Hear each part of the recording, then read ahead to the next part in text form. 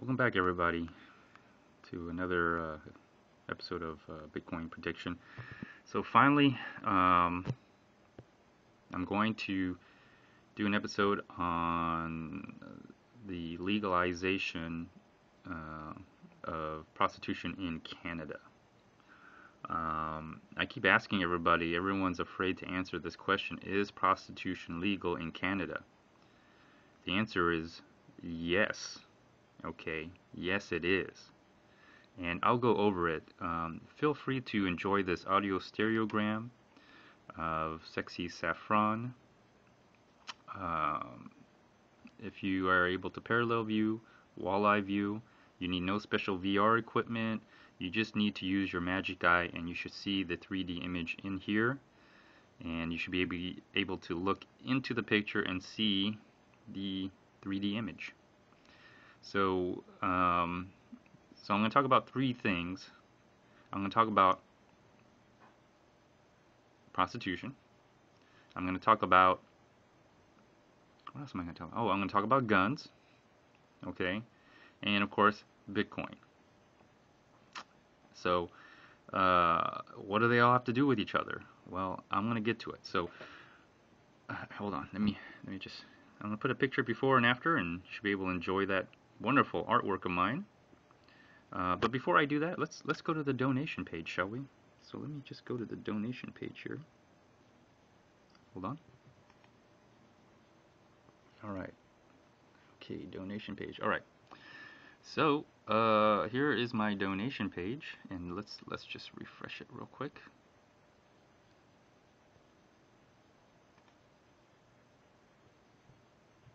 Let me see. There we go. I haven't got any new donations, but the value of my Bitcoin has gone up. Thank you for all those who have donated. Donating just a little bit helps because look at this. This was $2.50. Yeah, $2.50 donation. Now it's a $2.76 donation. What does that mean? It means the price of Bitcoin has gone up. Amazing. Wow. The gift that keeps on giving. There's a QR code. If you want to know how many Bitcoins I have, since I'm asking for public donations here, there's how many Bitcoins. My goal is to get one whole Bitcoin. Anyways, there's a QR code. Feel free to donate. Thank you for putting up with this. And then here's my Dash. There's a Dash Explorer. And let's refresh that. Okay. Excellent. That's how much Dash I have, and that's my ranking, and this has been increasing. The price of Dash has gone up quite considerably. There is my QR code for Dash. Feel free to donate, and thank you for putting up with that. And last but not least, I'll just go straight to Monero here. And let's see here. All right. So, okay. So here is my Monero QR code, and all these are paper wallets. Feel free to donate Monero. Here's my Monero QR code, my private address. And if you do donate Monero, please send the transaction ID or private transaction key or something. And thank you for putting up with that. So let's continue on with prostitution in Canada. Okay, so if you've seen some of my previous episodes, I give you a little tidbit of why or how prostitution became legal in Canada. And I'm going to try to tie it in with some of the things I've been trying to say all this time. But here it is. Canada Attorney General versus Bedford. Alright, so you can just go ahead and go Wikipedia and just simply look this up and, you know, read it for yourself. Believe with your own eyes, you know. Who knows? Maybe I'm making all this up. Probably not. And you're going to get today you're definitely going to get some education on this. So consider this an educational video, okay? So here you go. I'm just going to read the background here. It says, let me see here. Let me see. While prostitution is legal in Canada, most activities related to prostitution are illegal. Prohibition at the time the Bedford case was initiated included. So at the time when this was going to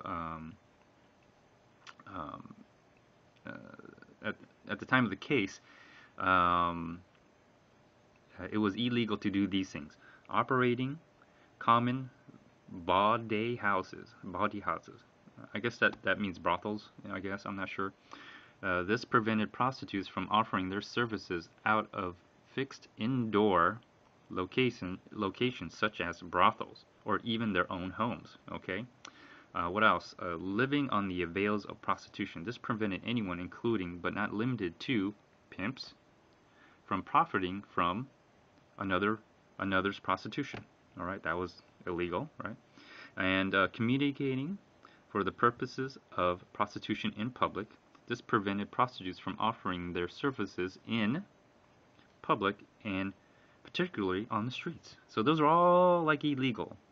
All right, all legal before the Bedford case. Before the Bedford case. So those are all illegal before this. So basically, prostitution in Canada was already legal. All right, but all the services around it was illegal. And at the time of this case, Canada Attorney General versus Bedford, these specific things were specifically illegal, although prostitution was legal. All right, so prostitution was legal already. So when I said in my previous episode, when I made this, I specifically made an episode regarding Sexy Saffron because she accepted Bitcoin and she basically makes porn, you know. So that's how this is all related to Bitcoin. And then in that video, I said that prostitution was legal. I said brothels are legal. I said pimping was illegal. All right. So, okay, let's read on. Many of these prohibitions were found constitutional by the Supreme Court of Canada in 1990 in the Prostitution Reference. In 2007, court proceedings began in Ontario to re-challenge the constitutionality of these prohibitions on the basis that it creates significant harm to prostitutes and other sex workers. Okay, so I'll just scroll down. These are the applicants. They've already been in business in Canada. And you can tell some of them look quite aged. So they've been doing this for a while. And so let's just go on here. Let's go into the trial. I mean, if you're interested, you can read all this stuff, okay? I'm just going to hit up some educational points, right? The trial took place in Toronto over 7 days in October 2009 in Ontario Superior Court of Justice. The applicants were represented by Alan Young. I'll get to Alan Young a little bit later. He was really the driving force behind all this. A professor of law at this school. Young stated that he brought the challenge forward because the state of the law in Canada made it illegal to engage in the act of made it legal to engage in the act of prostitution, but illegal to be indoors, hire bodyguards, or help and to screen clients. One witness, Professor blah blah blah blah blah blah, provided evidence. Okay, and all that. Okay, the federal provincial government argued that prostitution exploited the harmful. Yes. Yeah, people who wanna get paid for having sex are really being exploited. People who want to have sex and get paid are really being exploited. Yeah, right. People cannot handle the truth. Okay. I'm just saying, just open your eyes. Okay, open your eyes. That's all you have to do. Don't be. Well, anyways, let's just continue. On September 28, 2010, Justice Suzanne Hemel issued her decision after 1 year of deliberation. She struck down Canada's prostitution laws, specifically section whatever, probably probably let me see, probably all of this stuff, right? All of this stuff, okay. And let me see. Oh, okay, let's go back to here. Let me see. She struck down. Okay, all those provisions here. Sorry, I got a phone call, but okay. Let me continue. Where the hell was it? Okay, right here. So an Agnes Reed poll shortly after the decision found 49% of Canadians approved of the decision of Justice Hamel and 34% were opposed. However, there was considerable variation by age, gender, and province. Okay, all right. So and there's a little bit more that goes on and everything, but let me go down to where the Supreme Court of Canada made their decision. Okay, so here you go. On Friday, December 20th, 2013, the Supreme Court of Canada struck down Canada's remaining prostitution laws, finding that bans on street soliciting, brothels, and people living off the avails of prostitution created severe dangers for vulnerable women. I like how they just mention women. I know like a lot of women are probably in the sex trade, but let's not exclude the men, right? 50-50, gender equality. Writing for a unanimous court, okay? It was unanimous, people. Chief Justice Beverly McLaughlin opined that Parliament has the power to regulate against nuisances, but not at the cost of health, safety, and lives of prostitutes. In a footnote, the court gave its rationale for arriving at its decision. The focus, okay, and this is kind of important. I'll get to Alan Young just a little bit later.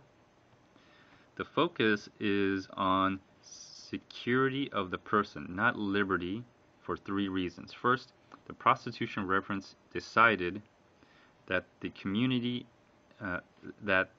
communicating and Bodway House provisions engage liberty, and it is binding on this point. The security of the person argument is a novel issue, and an important reason why the application judgment was able to revisit the prostitution reference. Second, it is not clear that any of the applicant's personal liberty interests are engaged by the living on the avails provision. Rather, they have pleaded that they fear that it could apply to their employees or their loved ones.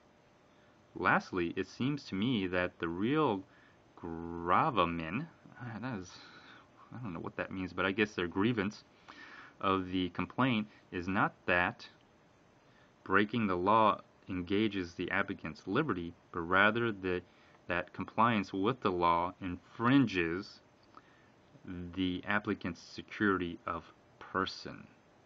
Okay, there you go. And then what else? It goes into some more stuff. Anyways, you can read it. Okay, there's nothing stopping you from reading this. Okay. So, is prostitution legal in Canada? Is prostitution legal in Canada? Yes, it is. So let's go on to Alan Young here. All right, there's some information on Alan Young. I kind of briefly went over that, and let me show you a brief picture of what he kind of looks like.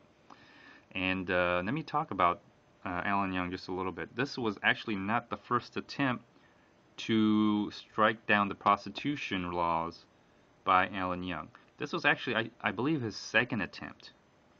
The first attempt, I think, was a very young, attractive, college-educated girl, and his argument was that it infringed on her liberty. Well, he lost. All right, he lost on that. This time, the second time around, he argued that it endangered and infringed on their safety, on the safety of prostitutes, sex workers, mainly mainly women, but let's not forget the men, right? Gender equality, all right, and so this is very interesting, and my point is that if you have a belief system, if you believe in something and you incorporate that belief system, it empowers you. I talked about that in my previous videos. Okay? If you're willing to stand up for yourself, or you're willing to stand up against injustice, persecution, okay? You can do anything if you're willing to take the fight all the way. Now, what the hell does this have to do with Bitcoin? My point for Bitcoiners is, if you truly believe in what you're doing, all right, if you truly believe, if you have a truly strong belief system in what you're doing, no matter who intimidates you, or if you feel persecuted, if you feel the state is persecuting you, if you feel the state is not protecting you, you have to be willing to take things all the way. You go find someone to hear your case and willing to take you on as a client. Take it all the way. If you already been, targeted, if you're being targeted, or if you're being prosecuted for using Bitcoin,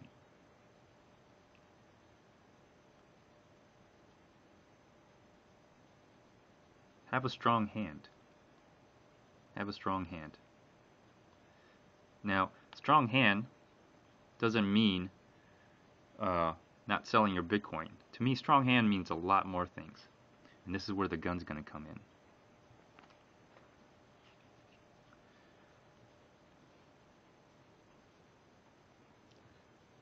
Have a strong hand, people. Once you get a belief system and you truly believe in what you're doing, have a strong hand.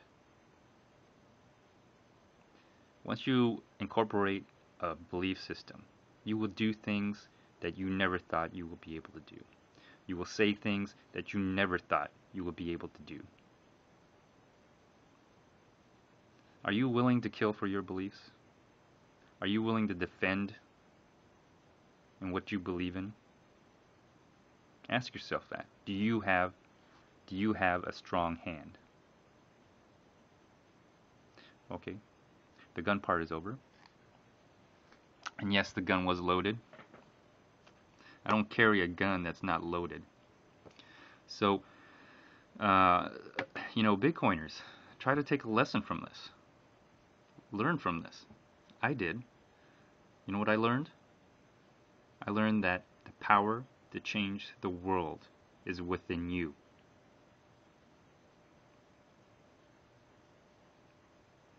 Absolute free will is very powerful.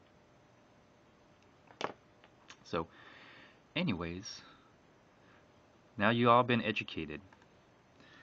And I'd like to thank Sexy Saffron Buttkiss for replying to or leaving a comment on the video I did about her, where I talked about that prostitution is legal in Canada, brothels are legal in Canada, pimping is legal in Canada. It's legal, people. And if you doubt me, or if you have any comments, or if you have more information about this, please leave a comment. I'm more than happy to hear you out. But I just showed you I just showed you that prostitution is legal in Canada. I mean, if there's something new that you want, new information you want to provide to me, I'm more than willing to, look at that. So, anyways, let's go to now. Let's do a chart analysis, shall we? I hope you all enjoyed this educational series. I know I did. All right, so let's take a look. What is the price of Bitcoin? Okay, I'm on Bitstamp. I am on Bitstamp, Bitcoin on Bitcoin Wisdom, on a 1 hour. And guess what? We made another new high, people. What's going on? What is it? $1,298, another new high. Wow. And look at this. Look at this on the. This is on a 1 hour. Let's not fight the trend, people. Let's not fight the trend. Let's go to 12. Let's see how things are looking. Wow. So it's gone down a little bit off this high, but as you can see, we're still riding this wave. Ride the wave, people. It's a no-brainer. Oh, and another thing I wanted to tell you. Let's go back to 60 saffron. Another thing I wanted to share was, I too am a prostitute. I don't have a job, people. The way so far, the way I make my living is, I have sex with my wife twice a week. That's the only way I'm able to live in this house, is that she, you know, I pay my services through having sex with my wife twice a week. One day is oral copulation, the other day is vaginal penetration. So I too am a prostitute.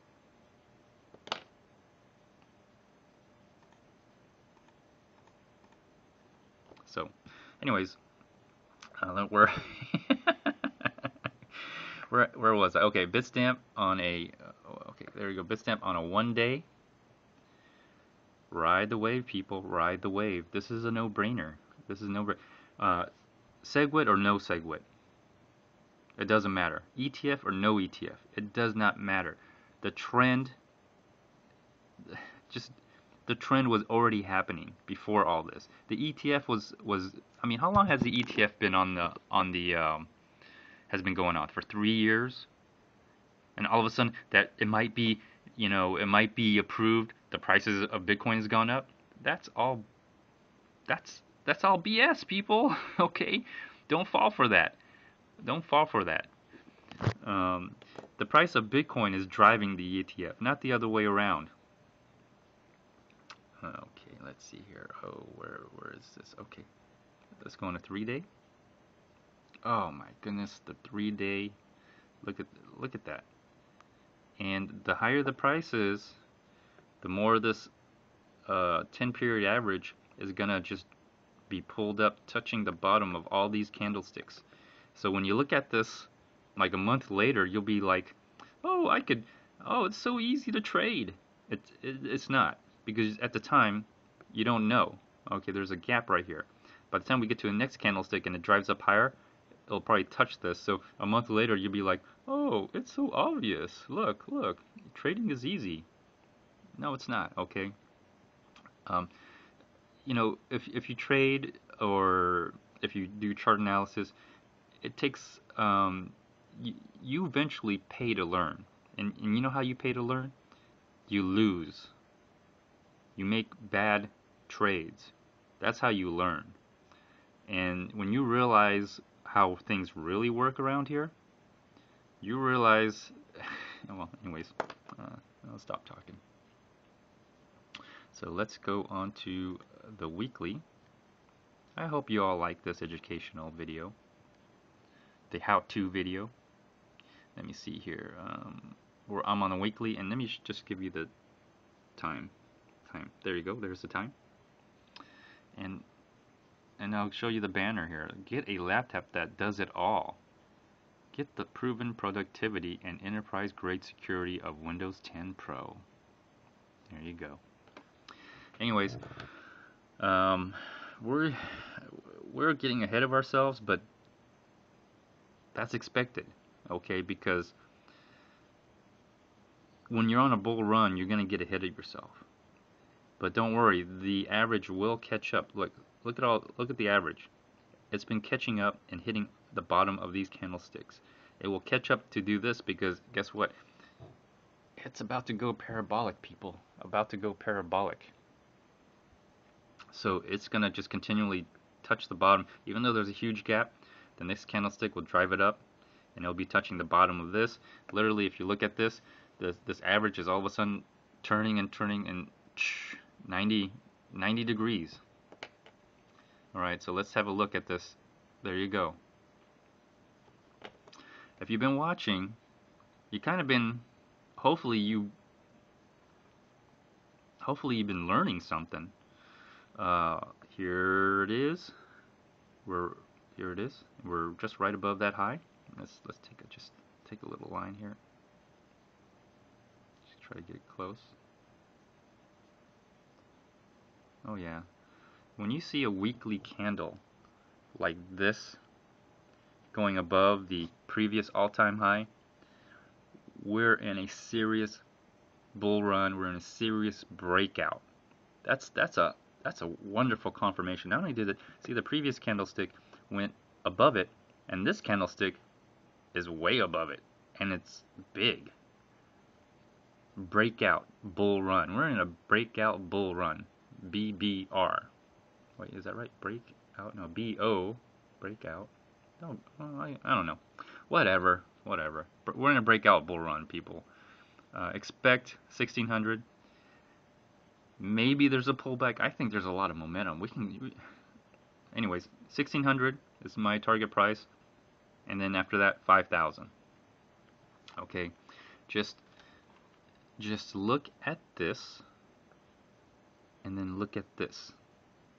It's a no-brainer, people. No-brainer. There's the current price. See, it's moving, so it's live. It's a no-brainer, people.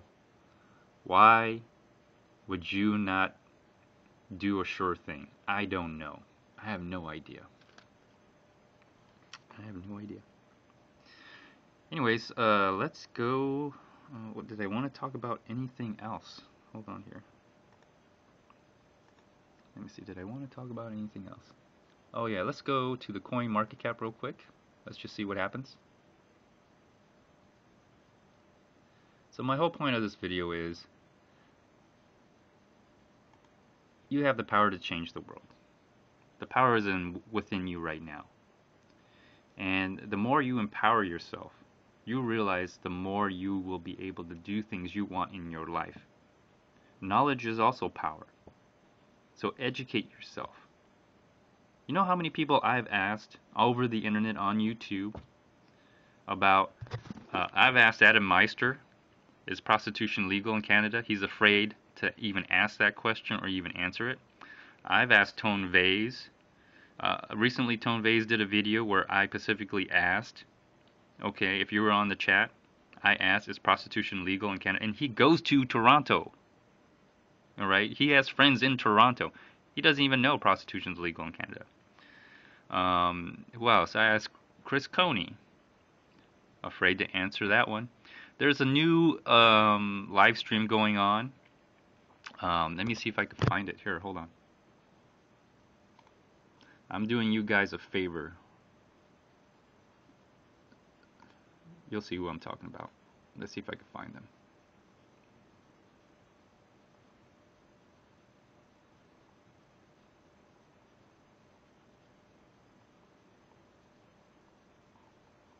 Okay, I can't find them, but let me do a search. Dang YouTube. Let's see.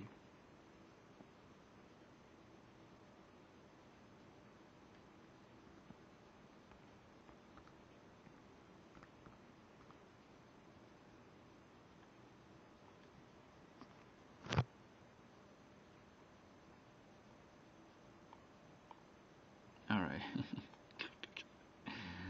Oh, these guys started doing some live streaming and they have a damn fucking commercial on here.